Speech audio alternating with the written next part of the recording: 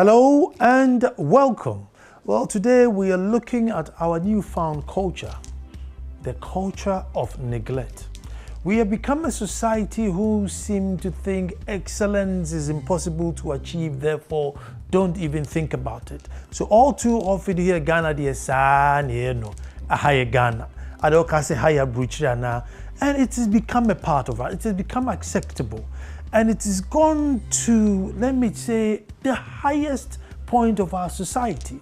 The president's speech, and there'll be a couple of pages missing.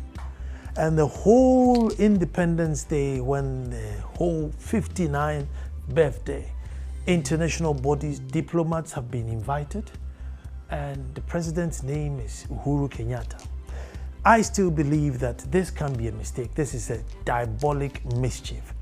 Because I'm not a printer, but surely the paper must have gone through about 6 to 8 different people before it comes out of the printing press, and somebody from the printing press would put some filing or wrap it over, and none of these people could see that Ghana's president is not Uhuru Kenyatta.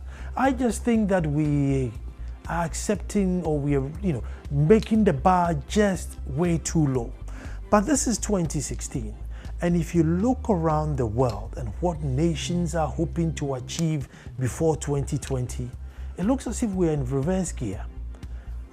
But it's not only leadership, it's you and I as well, because you just can't single out the president and say you are the only one at fault. All the 25 million of us, in one way or other, are contributing. But why? And that's the nature of the conversation today.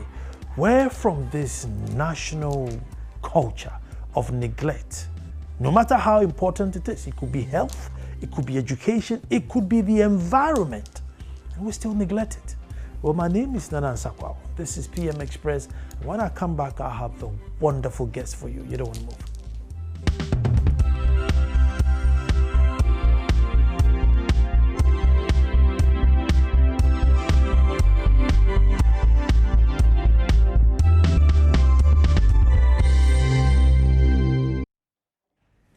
Well, hello and welcome. Thanks for tuning in. Our new culture, the culture of neglect. And we seem to neglect everything. We even neglect the environment. We even neglect children. I mean, how dangerous can that be? A nation that neglects children and an environment. I mean, clearly you are spelling doom. All the other ones, some may cause you embarrassment, some will call you disgrace, bad credit. But when you neglect children and environment, you're spelling your doom. But I'm here to have a beautiful conversation with the one and only Professor Akosa. And I just want to say he's a noble statesman, because I can't go through all his credentials. I only have an hour for the show. So he's a noble statesman. But I want to find out from you, Prof. Prof, thank you for coming. Thank you. Prof, where from this culture of neglect that we seem to just neglect everything? It doesn't matter how important it is, we just neglect it. But Nana, this has been coming over several years.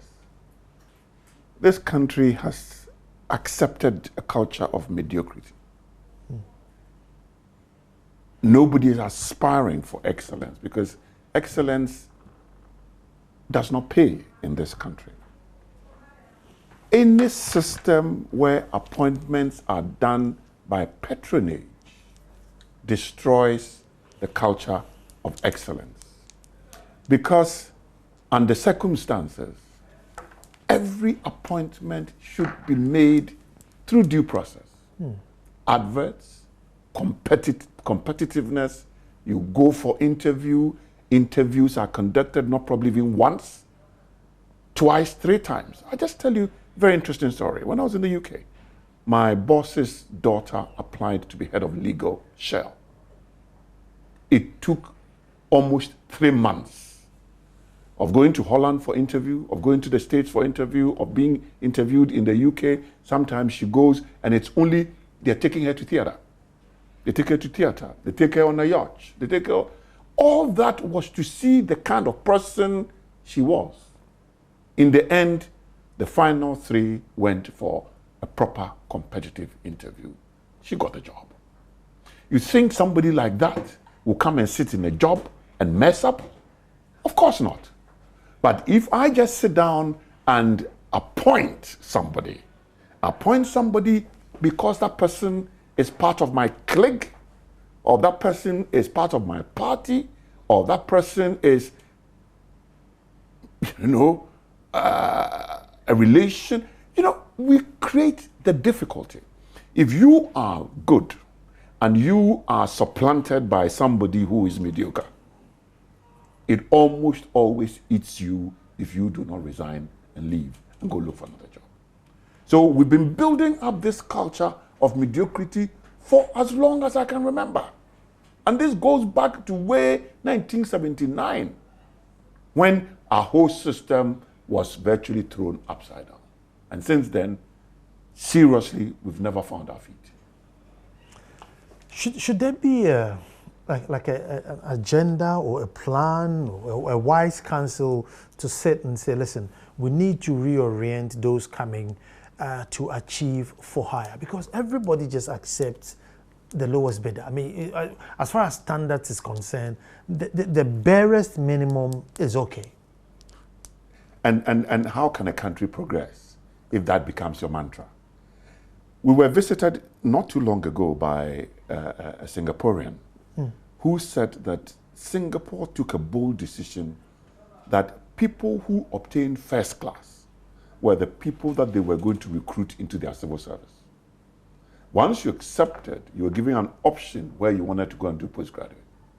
And they took these brilliant people out, came back, and decided that there should be no significant difference between the pay structure of somebody in that public sector and somebody in the private sector. So since then, excellence has led the way in their civil and public service. And if you think that civil service and public service is not what leads the private sector, then you're obviously wrong. Because if civil service and public service decides that they will frustrate the private sector, you get no private sector. So they took that decision. Once upon a time, Ghana's civil service was touted as probably one of the best in the British Commonwealth, because you had the likes of A.L. Edu, you had the likes of Dayanan, people who were consummate operators. But sadly, today, go to the ministries. People even who are appointed chief directors, really suspect. So here we are, we have virtually accepted that anything goes, so long as that person probably is capable of stringing two sentences together. But that is not how you run any system. System must be on achieving excellence, striving to achieve excellence. That should be, the mantra for this country. But unfortunately, if you're brilliant and you use that against anybody, you become, the target, unfortunately. There's a insert that I want us to watch. I don't know if I have it ready. Mr. Director, do I have it ready? So let's watch this insert, and then I'm sure Prof will want to comment on it. It's about health. Watch it. Narrating the incident to Joy News, Made said she chanced upon the victim lying unconscious in the middle of the road in the vicinity of the Trust Towers here in Accra, with a crowd gathered around her. She said upon inquiring, she was told the victim had been knocked down by a hit-and-run driver. She first headed to the Adabraka police station to report the incident, and then returned to the accident scene, where she met the injured woman still lying helpless. It was at that point that she decided to send her to the Ridge Hospital in her own vehicle with the police in tow. Made, tell us exactly what happened last night. At what time did you find this woman lying in the middle of this road unconscious? It was around 10:30, quarter to 11, when I was driving down the road, and I saw the lady lying in the middle of the road, and I had to suddenly brake because I didn't even know what it was. I just saw something lying in the road. So I stopped and I asked what's going on. I saw people standing here, and they said that the lady had been hit by a car, but the car had hit her and driven off. So I asked, had they called the police? And they said no. So I decided to drive down to Adabraka police station to report the incident. So I did that, I reported the incident, and I came back. the police still weren't here. So I came to see if she was alive. She had a pulse, but she was bleeding profusely from her head, a lot of blood on the street, and, but she wasn't awake. So I decided to get some of the guys to pick her up and put her in my car. I said, I will take her to the hospital. So they picked her up, we put her in my car, and we took her straight to Ridge Hospital, which is just down the road. Okay, so what happened at the hospital? Well, at the hospital, it was a bit contentious because as soon as we got there, we called one of the nurses. She came and she looked at the woman. She just looked at us and turned around and she went back into the hospital. She didn't pay us any attention. The police followed us. Did she tell you why she did that? No, she didn't say anything. So we followed her into the emergency unit and asked her, we need a stretcher. This woman needs help. She's bleeding. She's unconscious. By that time, she was having convulsions. She didn't pay any attention. So the police came. And when the police came, they asked them to come and give her a stretcher. Nobody was paying any attention. They wouldn't mind us. So the police went into the emergency unit and brought the stretcher out themselves. And they took her out of my car and put her onto the stretcher. At the hospital, however, the nurses denied the story. Though none of them were willing to go on the record, they were enraged, especially by the claim that they refused to attend to the victim because she appeared deranged. The patient, who is now said to be responding to treatment, was asleep at the time of our visit to the recovery ward of the accident center. According to the nurses, she was cranky when she gained consciousness, but they managed to calm her down. No relative has as yet showed up at the hospital, and the patient herself hasn't uttered any words yet, let alone say what she's called. Efwa Evans Chinri for Joy News.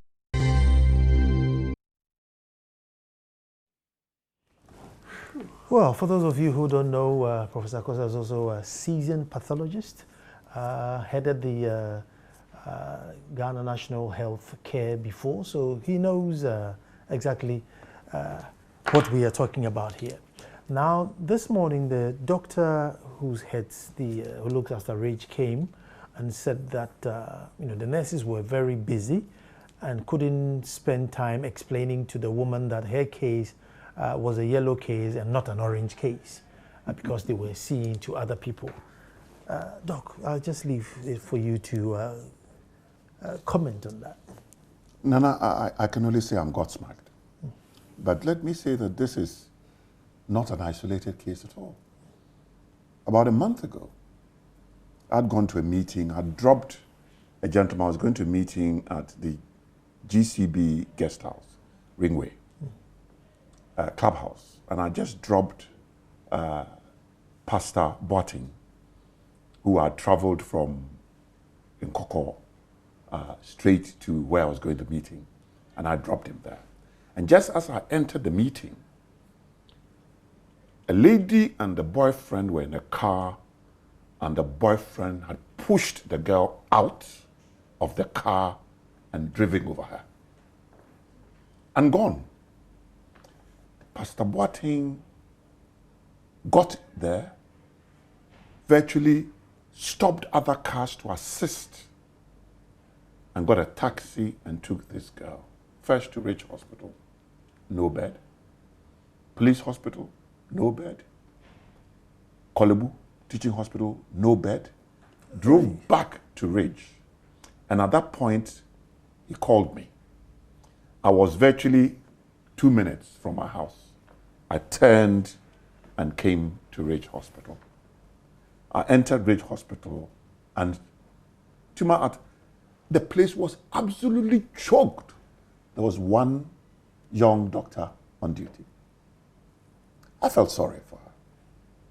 So what I said was that, please, this woman was still in the car, bleeding. So I said, look, first thing, this case has not been reported to the police yet. So go to Cantonment's police station because of where it happened. Go lodge a complaint, and the police would see that the person gets seen at police hospital, which they did. The good thing is that 2 days ago, Pastor Boateng has followed this girl and called me to say that He's just left Kolebu Teaching Hospital, where the plastic surgeons have treated this girl, and she's almost due for discharge. Wow. It took that, just like this lady on the screen, this gentleman to do this for this girl. Otherwise, this girl would have died. But I wanted them to report so that they would start hunting the boyfriend who pushed the girlfriend out of the car and drove over her. So there's a lot happening in this country.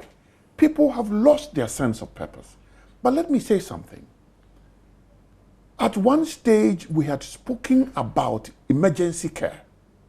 And one of the things that we had said was that anybody who takes a motor policy, there is something about motor insurance, emergency motor insurance. And it was for the National Insurance Commission to deduct a certain small amount of money and aggregate it, which could be used for emergency care. Because the first thing you get into any hospital, we sometimes sit down and think that cash and carry has been abolished. I fought and said there should, at no hospital, should anybody be allowed to collect even 1 peso. Because as soon as you do that, cash and carry still exist. Because if we don't have a system where the whole national insurance covers everything, and there are people who go to public hospital and pay money, then there would always be a two-tier system. And that is what we're operating now. But in emergencies, if that fund was still there, and I'm sure it is still there, but has never been accessed, that fund, every hospital emergency will know that once it is through a motor accident, then they can access that fund. And therefore, your relations need not be there. Because if it wasn't for this Good Samaritan, the first thing they would have asked is, where is the relation? Somebody's got to pay money for the card to be done, and so on and so forth, and for laboratory tests, and so on and so forth. But all that will be at the expense of the person's health. The bottom line is that the health of the people of this country doesn't seem to matter to anybody. Nana, it is this unfortunate lady. It could be me. It could be me just crossing the road, having parked your car, just attempting to cross the road to the trust towers, and could have been smashed. So let's not look at these things and say that it is the person next door or it is somebody else, but it is all of us. And our emergency systems, and sadly, our health systems are falling way below acceptable standards. And it's all part of the whole mediocrity, sadly. I'm going to take a break and come back because I was on one of our programs, on the morning show, when I was hosting the AM show. Actually, Awo and I were hosting the AM show. There's a doctor that came on and said, it was, I think, 5,500 cedis a day to keep anybody in the ICU. And they look at you and think, have you got that money? Before they even decide to resuscitate you. We're coming back. Don't move.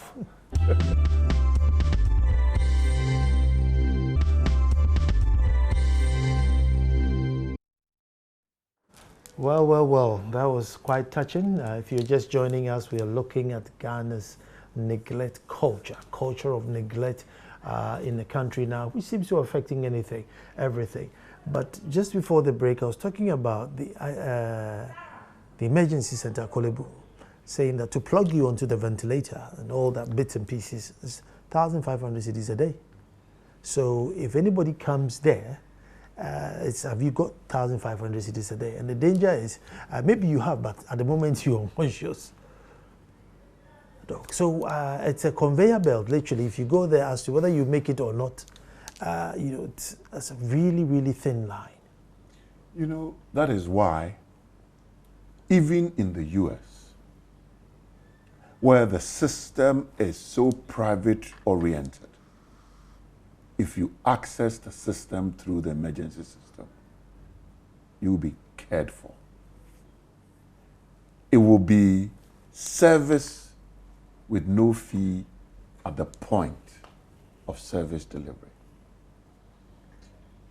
We seem to have lost, sadly, everything.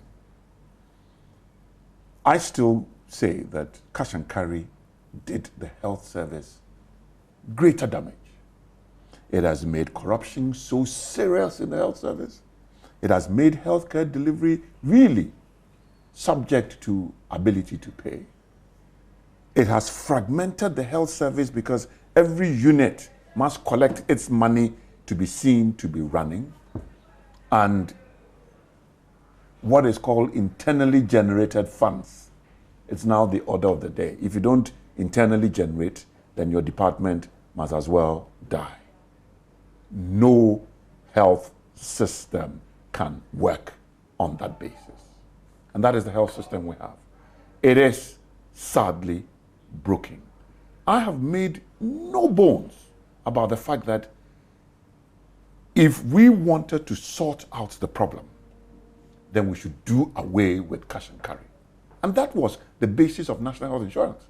The national health insurance was to take over the 20%, the 15 to 20% that was cash and carry, internally generated funds. In other words, 80% of health funding came from government. And the 20% that was funded through the cash and carry was to be abolished. Today, even that 80% doesn't come. So it is the national health insurance that is seen to be taking over pretty much everything. And of course, you can't stretch that system like that. And that is why the system is almost where it is. Somehow, if we think health is important, and we think the health of the people of this country is very important, then I have said it is time for a national health dialogue. Let's sit down, let's talk, let's see where we are, and let's see whether we cannot mend things as they are today. Well, we're talking about neglect, and there's so many areas that we have neglected. I was going to go to the trade fair, but before I go to the trade fair, let's look at 6th March. That we print a brochure and say President of Ghana is His Excellency Uhuru Kenyatta. Are we blowing it out of proportion? Is it a mistake that could happen? How do we react to this, Prof?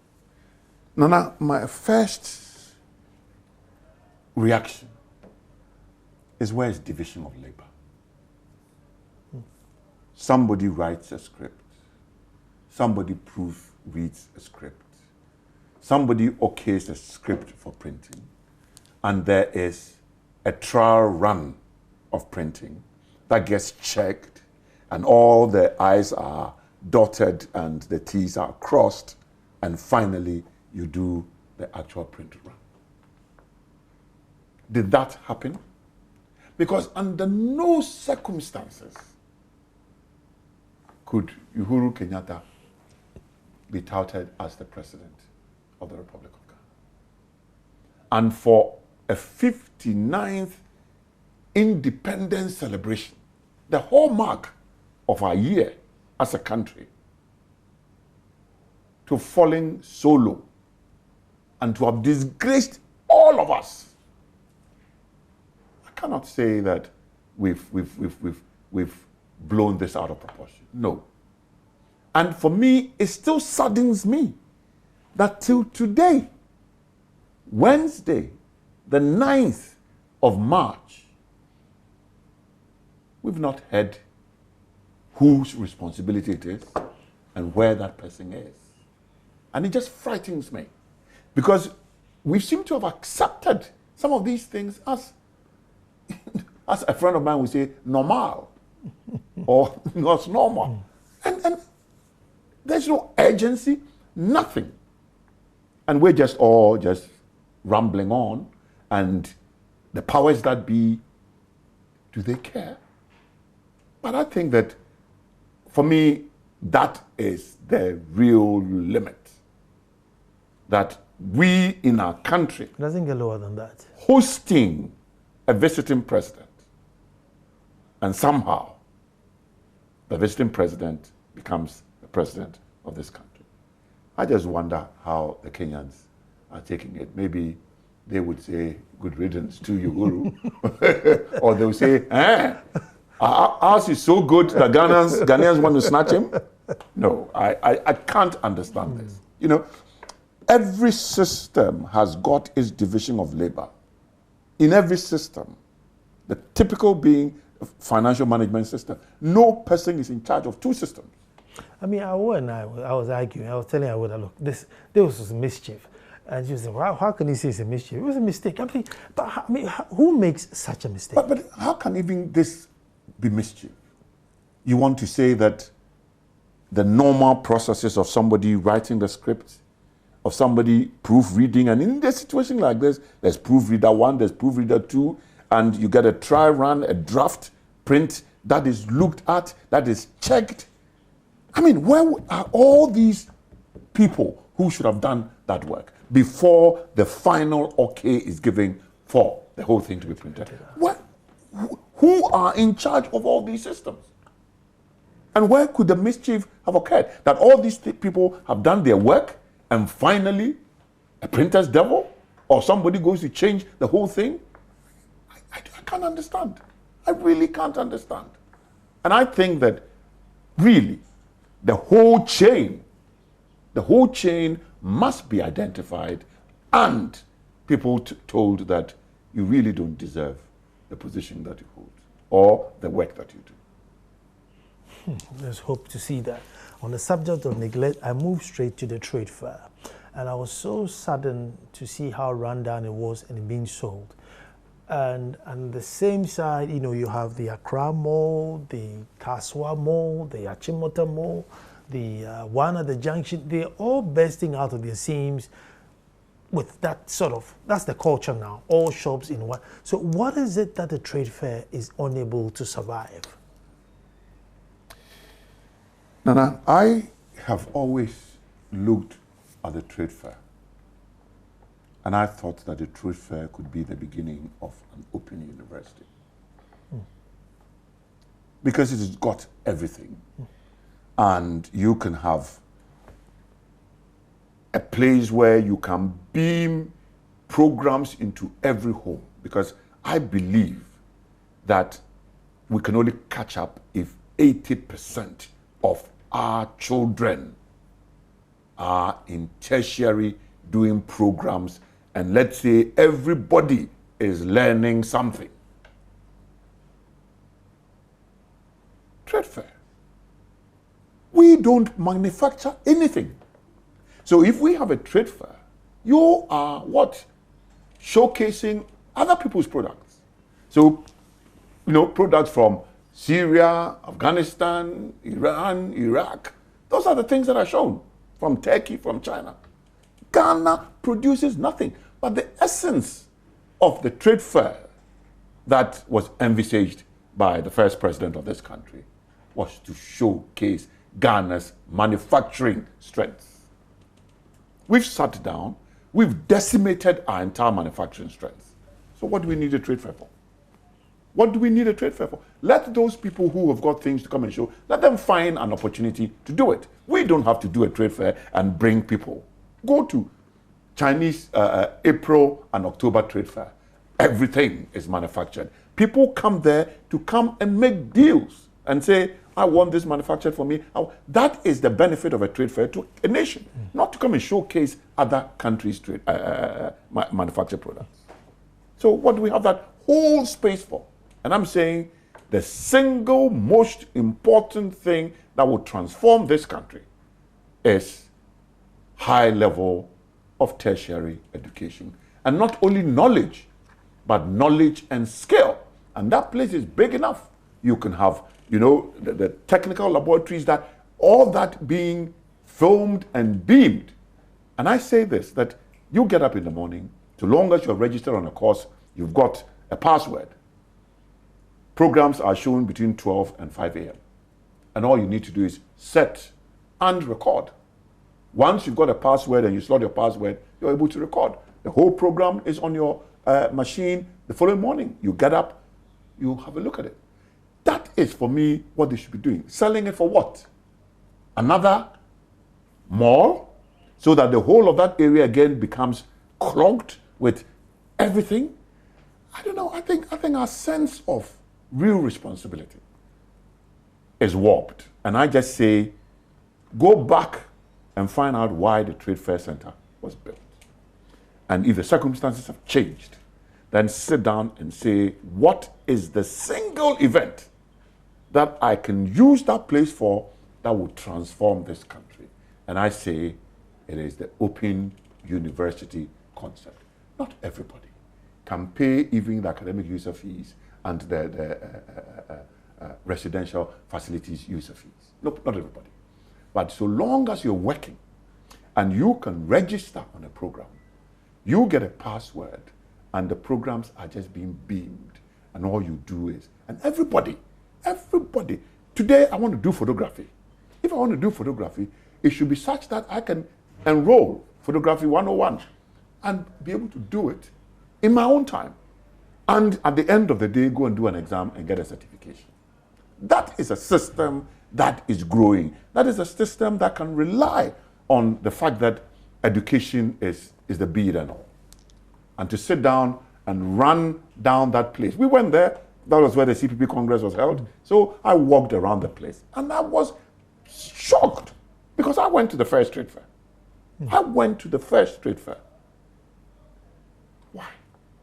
Everything should deteriorate completely before somebody thinks we can do something about it. It is sad. Neglect. So now we're moving to education. Should we stop schools for maybe a year, come back and say, look, we're starting afresh? Or as we're going along, we should be trying to change it? Because time and again, I've had teachers here saying that, number one, what we are studying has no relevance in our time, in our society, MYing, basically. And one teacher gave me an example that he says, Nana, if I buy a taxi, what I want to solve is somebody's transportation needs. But today, if I take a child to school, what need am I trying to solve? Let me say, Nana, I would disagree with that. Education is a means to an end. Education is to give a child an opportunity to be able to share in somebody's experience by reading a book. You read a book, you share in somebody's experience. Somebody's telling you a story, and you learn. And in learning that, you're learning physiology, you're learning English, you're learning the application of words, and so on and so forth. So you learn. But there's knowledge and there is skill. The difficulty is that we tend to think that every program in the university provides skill as well. So I go in and do history. It is important. But history as applied, all right, you begin to look at what are historic points. Today I was listening to a program and they were talking about Menchia Palace and the history of Menchia Palace. Very good, program, and I listened to it. But if somebody who's done history wants to translate that into something else, even entrepreneurship, that person must acquire the skills of entrepreneurship. Once upon a time in this country, when we were young, you finish university, Unilever would give several training positions. You go there as a trainee staff or trainee officer because they have got to reorient you to the workings of Unilever. They cannot just pick you from the university with a BA sociology and just come and give you an up. No, you go through a training program. And Guinness used to do that. Many organizations used to do that. Once you've gone through that orientation and you pass the orientation, then you're plugged in. But these days, that doesn't happen. It appears people don't have budgets for training and think that somebody who has gone to university should be able to come into a system and be able to do it. No. Currently, I'm writing an article on graduate unemployment, a game-changing program. Because I'm in a facility that does a 2-semester postgraduate diploma in entrepreneurship. We take you through the thinking through of a question that needs to be answered that helps in making life a little easier. We also teach that you've got to know yourself. What facility is this? Oh, it's Entrepreneurship Training Institute at Kokomemle. Okay. And we run this. You've got to know yourself because entrepreneurship is about passion. You must like something sufficiently enough to be able to stop everything and do it. If you're not in that category, stop it. You cannot be an entrepreneur. you can look for a job. But if you want to, and the understanding is that even if you are in a job, you begin to see what are the missing links in this job. What is it that I can add value to? And that is why somebody goes to a job and gets to a stage and says, no, I will stop, I will do this. And what the person is doing, you can see has emanated from the job that the person, because the person now has that orientation to think through what is missing. What is it that those who are beneficiaries of this program will want so much if I'm able to add to it? And anything like that that is sustaining is a solid business plan. So you do a business plan. You're taught how to do a business plan. You're taught how to even come together, partnership that will reduce the risk for assessing finance, and so on and so forth. So I'm saying it's a game changer. Come do it for 2 semesters. You can sit down, start drawing a business plan, or you can even start a job, and in doing the job, you now have the skill and the eyes to be able to look at what is missing here, what can I do here, and so on and so forth. Well, so the opportunities are there. But let me take you to the formative years of our schooling. I mean, if you don't hit the Montessori or something with an international at the end of it, you may be risking, your education, your whole life. And there's a lot. I mean, that's not it's the majority. As soon as you leave Accra, you're in trouble. If you don't get into another capital city, maybe Kumasi or something, you're in trouble. So all in the middle, you're in trouble. I mean, so. So that's a sector being neglected dangerously. What would make us realize that we need to pay attention to this sector? Nana, in my lifetime, I went to Form 1 in 1966. And in the class in Prempeh College, 90% of them came from public school. Only 10% came from the private school today. Today, it is 95% private, and the 5% are the category of persons who are within the vicinity of Prempeh College who are giving that opportunity. So we have a system where the entire public sector system now cannot bring a candidate who will be passed sufficiently to enter Prempeh College. And that is unfortunate. And this is applicable to all the grade A secondary schools. And yet, education takes 30% of our recurrent budget. So, where is that money being spent? Who are those who are benefiting from that 30%? And how come that 30% is unable to deliver, good students? And you cannot say that there aren't good material in the public sector. But who is working on that good material and making it better? So we have a system that in 50 years, and I went to Form 1 66, so on 50 years, the whole system has reversed, and even reversed, the pendulum has swung so much to one side that now if your child, as you said, does not go to private school, doesn't go to all those international, Montessori, whatever, your child, unfortunately, is doomed. How can we neglect that? How can leadership, even parents, I keep saying that, if you're sending your child to school, that the minister won't bring their child there, you should question. The teacher's child is not there. When we went to school, all the teachers' children were there. So you knew the teacher's child, you knew everybody. Because everybody's child was there. But somebody who is teaching in a public school, his child is not there. What does it tell you? There are many, many teachers in the public school system here. But where do their children go to school? Their children don't go to school there. You ask yourself, why? And that teacher comes to school because there is poor supervision, takes liberties. Her child is in private school, and she's taking liberties in the public school because no supervisor probably has been there in the last so many years. But when we were at school, supervisors came around. And when they came round, you saw your teacher in trepidation. You understand?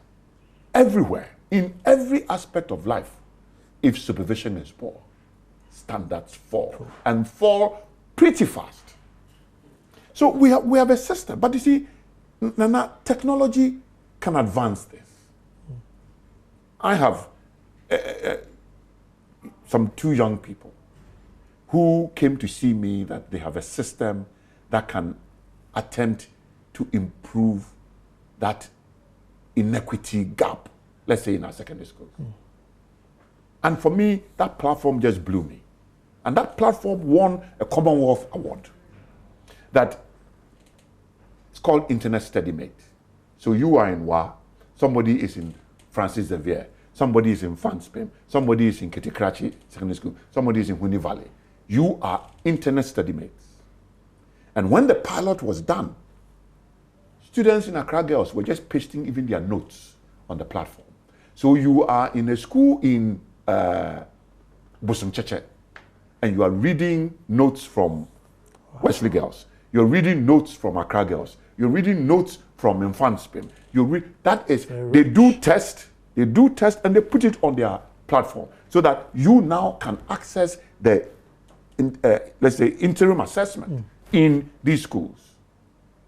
Wow. If this thing is allowed to work, the bottom line is that it raises the bottom of the lowest common denominator school. So there are opportunities that can be mastered to begin to reduce the inequity gap. This thing won a Commonwealth Award for Africa and Europe within the Commonwealth. We know that they are European, Cyprus, Malta are all part of the Commonwealth. So the whole sector of Europe and Africa, that was what won the award in 2013. And somehow, you know, people are in 2 minds whether this thing should be, you know, allowed into the system. But other than that, if you go, there's secondary schools that have not sent 1 person to any tertiary institution, not even teacher training colleges, not polytechnics, and yet parents look for money to pay their children's school fees in those senior high schools. Why should ignorant parents, let me put it that way, be allowed to spend money knowing very well that that child ain't going nowhere? I'm going to take a break here. When I come back, I'm talking about neglect of culture. How can I be a chief and not talk about culture? When I come back, I'm talking about the neglect of our culture. And I always say, you know, we have every day, but we don't have a traditional day. And I think we chiefs should get together and say, you know what, we're demanding a traditional day. Of all the days, Valentine's Day, all that day, now we need a traditional day. Stay tuned. I'm coming back.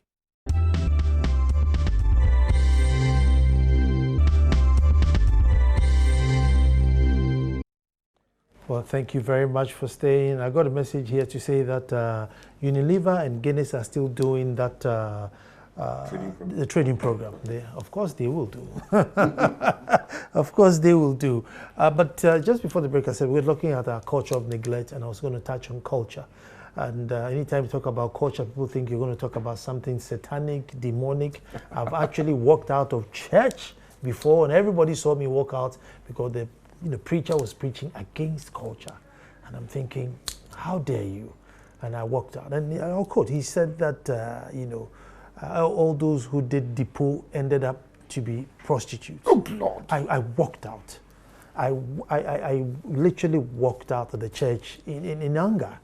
And but that's where we're getting to now. That if you mention culture, no, you don't mention culture. I mean, it has to be Western, Jewish, Hebrew culture. Then yes, it will be accepted. But if you're Ashanti, Ga, Northern culture, it cannot be accepted. And Prof, I mean, somebody too will say, look, let go of this culture so that you can advance as a people. You know, on Independence Day, I went to the Village of Hope in Gomafete, and I was talking to the Hope College students, and I said that all of them as Christians, when they pray, should ask God why he chose to make them Ghanaians. And if you ask that question, one day you will get a response. The response that I got was that you have a special talent, and like a jigsaw, your bit of that puzzle will fit, nicely in a position that begins to help develop that jigsaw puzzle, the whole picture properly. Culture. I am somebody who believes that if we get chieftaincy right, Ghana's development will accelerate. And the reason why I say that is that development comes from the people. The people in Ghana know that their spiritual being is in the whole institution of chieftaincy. Somebody said something, that if a politician wants to have a rally and the chiefs call people to, where will people go? The chances are that the majority of people will go answer the call of their chief. That is if it's a good chief. And that is why I say, if chieftaincy gets its act together, Ghana's development will be accelerated. But it has got its own problems. And secession and all those things must be sorted out. And chieftaincy disputes should be blighted from the surface of this earth. And that is when people will come together. I'm looking for the day when the entire Ashanti House of Chiefs will be visiting the Volta House of Chiefs. The Brong-Ahafo House of Chiefs will be visiting the Eastern House of Chiefs. The Western House of Chiefs will be visiting Upper East. That, for me, is the coherence of the people that our traditional leaders must begin to. And they must chart the way. I'll tell you something. One day we're going to Togo, and I was in the company of a chief. When we got to Aflao, it was 6 o'clock. The border was closed. The chief just asked one of the members who were with us to go and look for the Aflao chief and tell him that he, so-and-so chief, having got to Aflao at 6 p.m., is been caught behind the border. Nana, what happened just amazed me. All of a sudden, the Aflao chief has sent his linguist and men to come and escort us, brought us to the house, fed us, gave us somewhere to sleep, and the following morning gave us breakfast and led us to the border and facilitated our exit onto the other side. That is what chieftaincy, if it is working well, can do for this country. The coherence that we do not have, the detribalization, the de-ethnicity can only come from a working chieftaincy institution. And if that is not your culture, then what is it?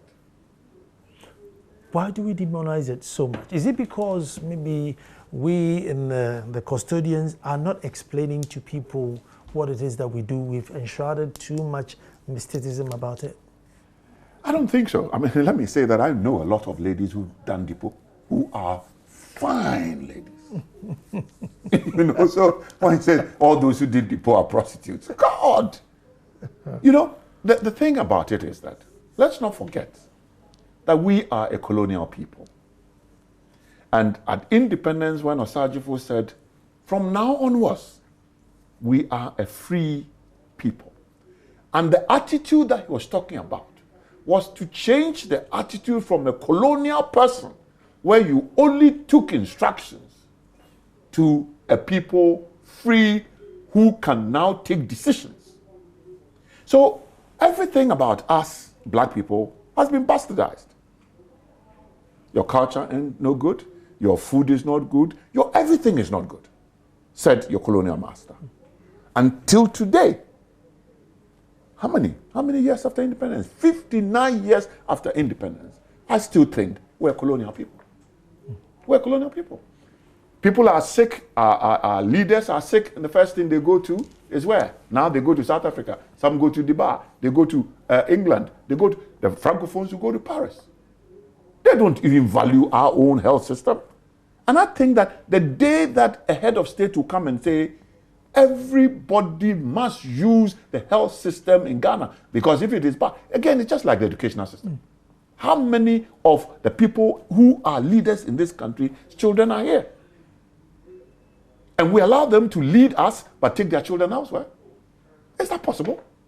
So just as we were talking, a teacher in a public school does not take their children to public school. Why should they be teaching in the public school? Why should they?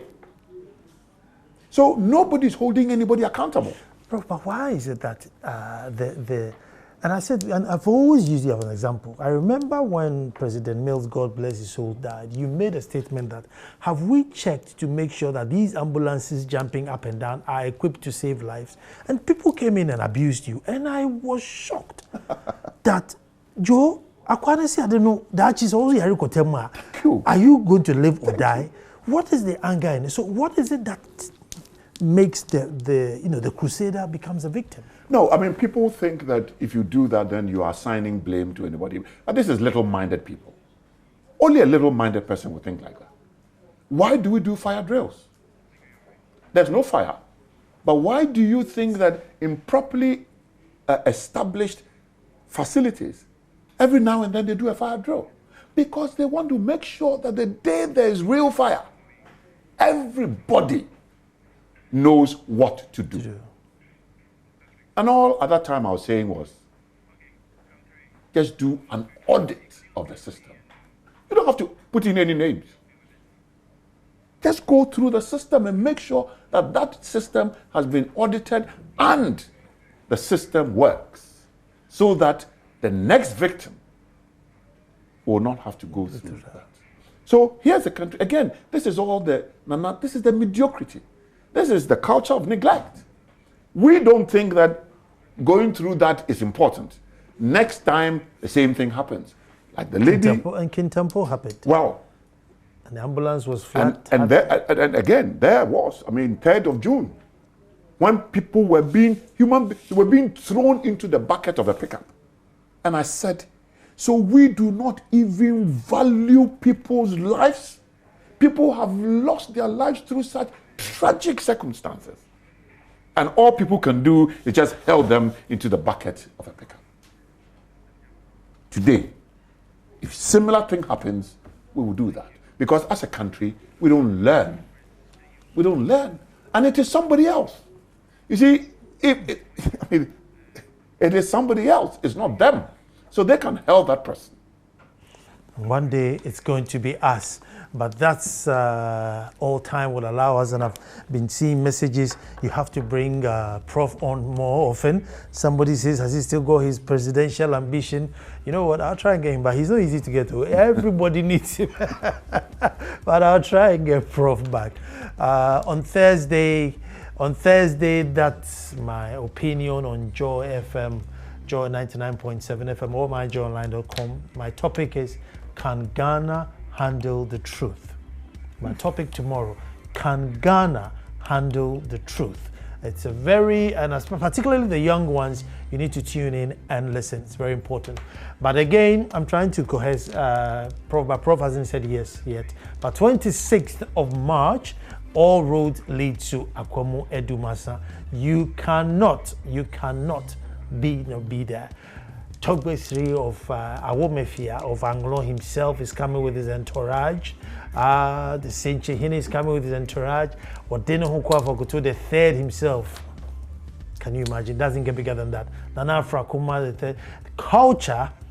And those of you who thought the royal wedding was full of culture, you haven't seen anything yet. I live and breathe culture, and you need to come and witness the display of beautiful, beautiful, beautiful culture. That's the 26th of March, and guess what? Awodanswa finally gets to meet her people officially as the First Lady. Seth Kwame Boateng becomes a Bakoma Hene of Dumasa. The event is just one after the other, and we all need to be there. So 26th of March, all roads lead to Edumasa, and Prof, I'll be calling you from now to then to make sure you come. I'll get there. Well, thank you very much for watching. Tomorrow we'll be back to do it all over again, but let's meet on Joy FM Thursday between 2 and 3. Can Ghana handle the truth?